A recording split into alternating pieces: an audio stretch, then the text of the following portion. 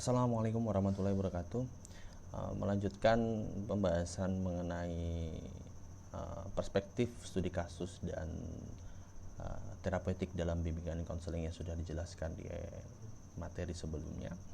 Kali ini pembahasan melanjutkan pada pembahasan mengenai pedoman umum asesmen. Baik, seperti yang kita ketahui bersama, asesmen dapat dikembangkan dengan berbagai bentuk tergantung pada orientasi teoritis apa yang dipakai oleh konselor. Maksudnya seperti apa? Misalnya pendekatan yang dilakukan oleh konselor dalam proses konseling menggunakan pendekatan Adlerian. Tentunya kita kembali lagi mengingat apa sih karakteristik dari pendekatan Adlerian. Tentunya dalam pendekatan Adlerian secara singkat menjelaskan bahwasannya upaya konselor dalam mencari cara di mana struktur keluarga itu yang paling berpengaruh atau mempengaruhi perkembangan klien saat ini. Nah, beda lagi kalau pendekatan yang digunakan psikoanalisa.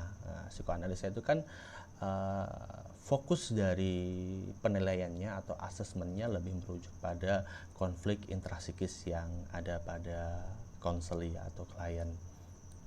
Berikut merupakan pedoman yang secara umum dapat digunakan untuk proses menyusun asesmen yang tentunya berguna untuk mendapatkan informasi yang signifikan serta arah tahapan selanjutnya dengan klien setelah membuat asesmen awal. Yang pertama adalah identifikasi data.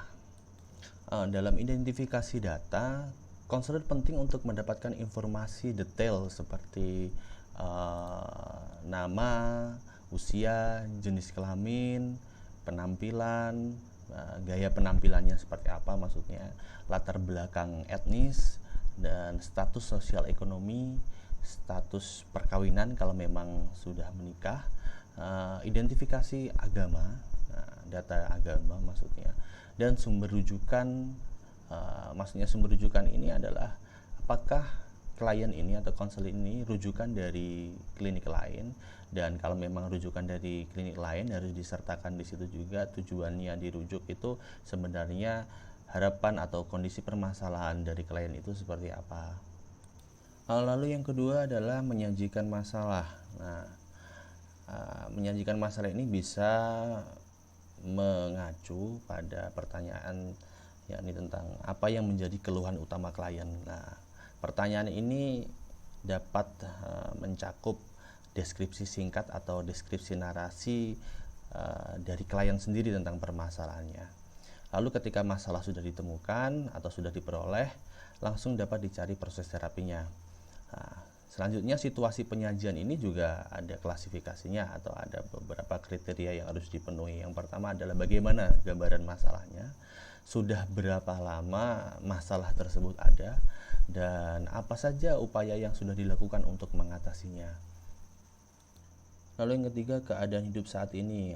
Keadaan hidup saat ini itu bisa berisi tentang informasi-informasi yang di dalamnya berisi tentang riwayat klien atau konseli seperti mungkin status pernikahan atau status perkawinan, keadaannya seperti apa, terus data keluarga kalau memang diperlukan, terus kondisi sosial ekonomik, di kondisi ekonomi atau keuangannya seperti apa, lalu apakah ada konflik terkait tentang gaya hidup konseli, lalu serta masalah dalam hubungan pribadi dan mungkin sistem-sistem pendukung lainnya yang berisikan tentang yang berisikan tentang representasi atau interpretasi dari keadaan hidup konseli saat ini. Selanjutnya, analisis dan penilaian psikologis. Analisis dan penilaian psikologis ini berisi tentang bagaimana keadaan psikologis klien secara umum. Apa saja isinya? Misalnya begini, bagaimana individu atau klien tersebut memandang situasi, kebutuhan, dan permasalahannya. Lalu bisa juga diisi dengan bagaimana tingkat kedewasaan klien dalam menghadapi masalahnya. Bisa juga, adakah terdapat bukti pengaruh buruk dalam kehidupan klien. Bisa juga apa emosi yang dominan yang dialami klien saat ini. Lalu apakah klien saat datang dalam sesi konseling ini senang, cemas, malu, marah, atau sedih, atau apa. Lalu fase penilaian ini memerlukan penggambaran fungsi ego klien, termasuk konsep dirinya seperti apa, harga dirinya seperti apa, bagaimana memorinya, fantasinya kalau memang diperlukan, kemampuan untuk mentolerir frustasi dan sudut pandangnya, dan sejauh mana sih sebenarnya motivasi dari klien tersebut untuk berubah. Nah, fokusnya adalah pada pandangan klien tentang diri sendiri, intinya seperti itu, termasuk kekuatan, kelemahan, sisi ideal klien, dan bagaimana klien melihat orang lain memandang dirinya itu juga perlu. Selanjutnya melihat kemampuan apa yang dimiliki oleh klien untuk melihat dan mengatasi kenyataan yang terjadi terkait problematika yang sedang dialami oleh klien. Selanjutnya membuat keputusan dan menghadapi perubahan dan menuju transisi hidup yang lebih baik. Itu seperti apa, itu yang perlu dieksplorasi terhadap klien. Selanjutnya yang kelima ya, riwayat perkembangan psikososial. Fokus tahap ini itu lebih terletak pada faktor perkembangan dan apa yang menyebabkan kesulitan atau permasalahan pada individu saat ini. Di sini akan saya jelaskan beberapa faktor yang dapat dipertimbangkan dalam poin riwayat perkembangan psikososial ini. Yang pertama, faktor pencetus. Faktor pencetus ini misalnya stres, kehilangan, atau ditinggalkan orang yang disayang, bisa salah satunya ya kematian itu.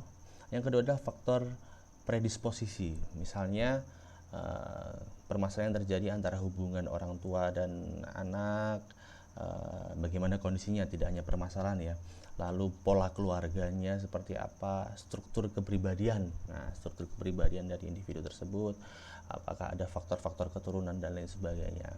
Lalu yang ketiga ada faktor penyebab, misalnya bisa dalam bentuk penyakit saat ini yang dialami, atau problem masa lalu, atau masalah keluarga. Lalu yang keempat adalah faktor-faktor yang mengganggu. Faktor yang mengganggu ini biasanya individu mengalami problematika itu ketika dia mengalami sakit tertentu.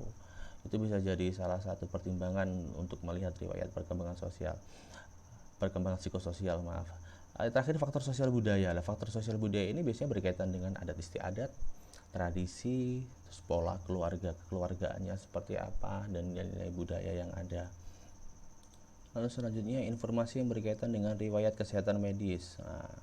Dalam riwayat kesehatan medis ini mungkin kalau memang ada, perlu itu untuk ditanyakan bagaimana riwayat kesehatan konseling sejauh ini seperti apa, apakah pernah berkonsultasi dengan dokter terkait mungkin ada penyakit-penyakit atau gangguan-gangguan fisiologis yang sedang dialami. Lalu adakah di situ ketika kesehatan medisnya dibuktikan dengan adakah trauma fisik, pemukulan, atau bekas luka, atau sesuatu yang mencurigakan, memar dan sebagainya. Riwayat kesehatan medis ini juga penting untuk dijadikan informasi terkait tentang apakah kondisi permasalahan secara psikologis ini dipengaruhi salah satunya oleh kesehatan medis yang dialami oleh klien atau konseling. Risiko kematian. Apakah klien membahayakan diri sendiri atau orang lain? Bisa diisi dengan pertanyaan-pertanyaan seperti itu. Apakah klien berpikir atau pernah berpikir tentang bunuh diri atau bahkan menyakiti orang lain? Apakah sebelumnya pernah ada upaya untuk bunuh diri atau bahkan melakukan kekerasan terhadap orang lain? Jadi itu bisa dijadikan acuan-acuan pertanyaan untuk mengisi poin risiko kematian sesuai dengan yang menjadi pedoman umum dalam asesmen ini. Poin yang ke-8, hubungan dengan individu lain. Area ini mencakup informasi yang berkaitan dengan bisa saja pasangan, bisa saudara kandung, orang tua, anak, teman, kolega, dan hubungan sosial lainnya yang berkaitan dengan hubungan dengan individu yang lain. Termasuk di dalamnya juga adalah bagaimana tingkat kepercayaan, nilai keluarga dan kepuasan yang diperoleh dari hubungan interaksi klien sejauh ini.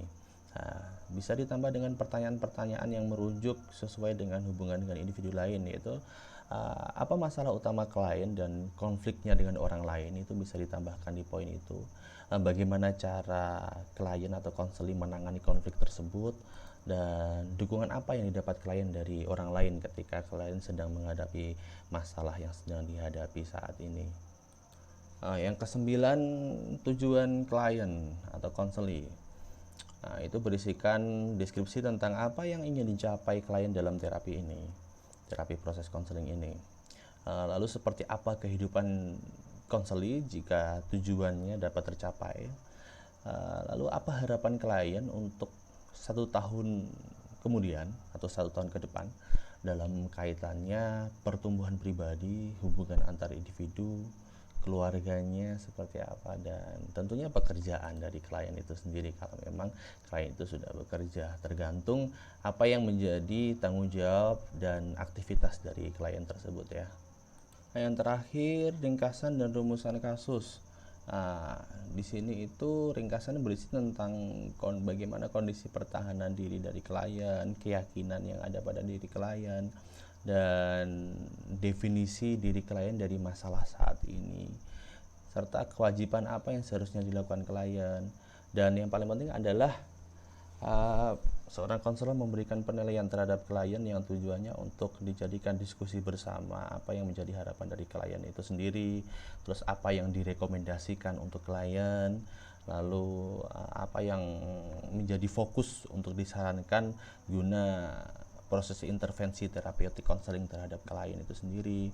Nah, tentunya formulasi-formulasi tersebut menentukan yang sudah saya jelaskan tadi itu, menentukan frekuensi dan durasi dari treatment, lalu orientasi terapeutik yang tepat juga pastinya, dan yang paling penting adalah cara treatmentnya seperti apa. Jadi beberapa pertanyaan-pertanyaan itu berguna sekali untuk menentukan frekuensi, durasi treatment, orientasi terapeutik menggunakan pendekatan teoritis seperti apa, lalu cara treatmentnya seperti apa. Jadi dalam hal ini, dalam proses asesmen ini, klien itu sangat mungkin atau perlu kalau menurut saya dilibatkan dalam proses asesmen sebagai kolaborator ya, karena proses konseling itu kan antara konseli dan konselor. Jadi ada proses kolaborasi dan menyampaikan harapan bersama untuk proses konseling yang dijalani dari sesi per sesi itu. Nah, setelah asesmen awal dengan klien selesai dilakukan, baru keputusan bisa dibuat apakah dilakukan referral atau tidak gitu loh. Sekali lagi penting untuk menyertakan atau melibatkan klien dalam proses pengambilan keputusan ini. Antara konselor dan konseli dapat mendiskusikan hasil asesmen ini. Informasi ini dapat digunakan untuk mengeksplorasi kesulitan klien dalam pola berpikirnya, merasakan, dan berperilaku, dan tentunya dalam menetapkan tujuan terapeutiknya juga. Asesmen ini juga dapat dihubungkan langsung pada proses terapeutik, membentuk dasar untuk mengembangkan metode sekaligus evaluasi seberapa baik prosedur konselor memfasilitasi klien mencapai tujuan dari proses konseling ini. Setelah melakukan asesmen secara komprehensif di sesi awal, maka tujuan terapeutik perlu ditetapkan. Nah, sasaran ini akan bervariasi tentunya, tergantung sebagaimana orientasi teoritis dari konselor, situasi klien, dan sudut pandang di mana klien sedang dilihat oleh konselor terkait permasalahannya. Misalnya di sini terapi yang digunakan menggunakan pendekatan psikoanalisis yang pada dasarnya adalah pendekatan wawasan yang bertujuan untuk menurunkan klien ke tingkat perkembangan psikologis yang sangat awal, sehingga mereka dapat memperoleh pemahaman diri yang diperlukan untuk restrukturisasi karakter atau kepribadian klien. Nah, ini berhubungan kalau bicara soal psikoanalisa itu kan berhubungan secara luas dengan masa lalu dan dinamika alam bawah sadar, dengan pemindahan dan dengan teknik yang ditujukan untuk mengubah sikap dan perasaan dari individu atau konseli tersebut. Misal contoh lain menggunakan pendekatan terapi realitas yang mana di situ berfokus pada evaluasi perilaku saat ini sehingga klien dapat mengembangkan rencana realistis yang mengarah ke cara perilaku yang lebih efektif. Nah, terapi realitas itu kan tidak berkaitan dengan eksplorasi masa lalu, dengan motivasi bawah sadar, dengan pemindahan yang mungkin dikembangkan klien atau dengan sikap dan perasaan. Nah, pendekatan realitas ini lebih menanyakan pertanyaan kunci yang merujuk pada apa yang klien lakukan sekarang dan apa yang ingin dilakukan klien dengan upaya tindakan yang berbeda. Nah, ini mengasumsikan bahwa cara terbaik untuk berubah adalah dengan berfokus pada apa yang dilakukan dan dipikirkan oleh klien. Jika dimensi ini berubah, kemungkinan besar perasaan dan reaksi fisiologis klien juga akan ikut berubah juga. Sehingga pada akhirnya tujuan terapeutik pun dalam konseling beragam, seperti ada yang tujuannya adalah restrukturisasi kepribadian, menemukan makna dalam hidup, mengganti perilaku maladaptif dengan perilaku yang efektif, mengoreksi keyakinan diri dan asumsi yang salah, bisa juga mengatur ulang kehidupan seseorang, menemukan apa yang berhasil dilakukan klien dan melakukan lebih banyak tindakan-tindakan positif tersebut secara berulang-ulang, berangsur-angsur lebih baik gitu. Nah, dengan cakupan yang luas ini tentunya jelas bahwa perspektif klien dan konselor tentang tujuan konseling ini pasti akan berdampak pada jalannya terapi dan intervensi terapi yang dipilih oleh antara konseli dan konselor. Mungkin itu terkait tentang pedoman asesmen dalam proses konseling. Ada kurang lebihnya mohon maaf. Assalamualaikum warahmatullahi wabarakatuh.